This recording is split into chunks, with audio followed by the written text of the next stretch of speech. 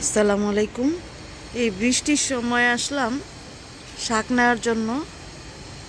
সাজনা শাক নিব আজকে, কিন্তু কিছু করার নাই। এই বৃষ্টি তো আর থামছেই না।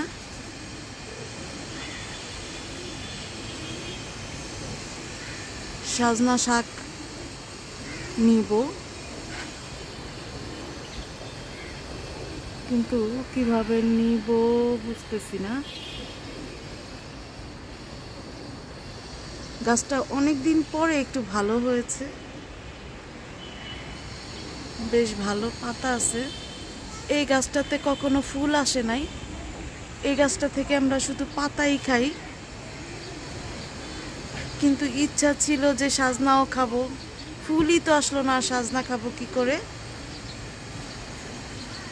এই গাছটা কিন্তু আমরা বীজ থেকে করেছি, মানে বাজার থেকে সাজনা এনেছিল। সাজনা একটু বাড়তি ছিল, ওই বাড়তি সাজনার বীজ লাগিয়ে দিয়েছিলাম আর হয়ে গেছিল। তো আল্লাহর রহমতে শাক তো খেতে পারছি। তো এখন শাক নিব আমি। ডালটা অনেক কষ্ট করে নামাইছি, আর বৃষ্টির পানি জমে আছে পাতার মধ্যে, একদম শরীর ভিজে যাইতেছে।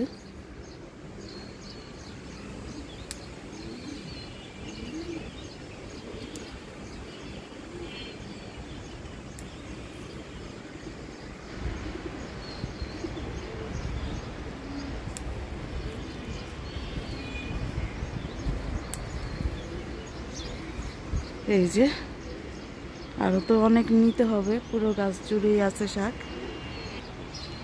এই যে শাক তো তুললাম, আরো অনেকগুলো শাক তুলতে হবে। তো এই যে একটা ছুরি নিয়ে আসছি।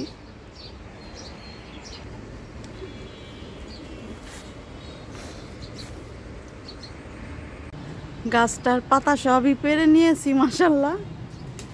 এই যে আরো অনেকগুলা শাক, আলোর জন্য দেখা যায় না, অন্ধকার লাগে। এই যে আকাশ তো মেঘলা, এই জন্য সবকিছু একটু অন্ধকার অন্ধকার মনে হয়। তো এই যে শাকগুলো নিলাম।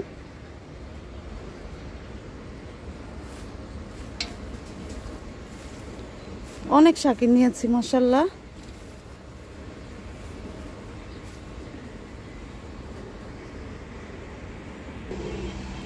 জুনাইরা বলতেছিল বাসায় যে ময়না তোমার একটা কাঞ্চন ফুলের কলি আসছে, ফুল হবে।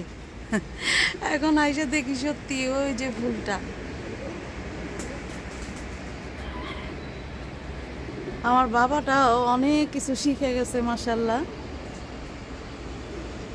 সে যে ঠিকঠাক করে বলতে পারছে।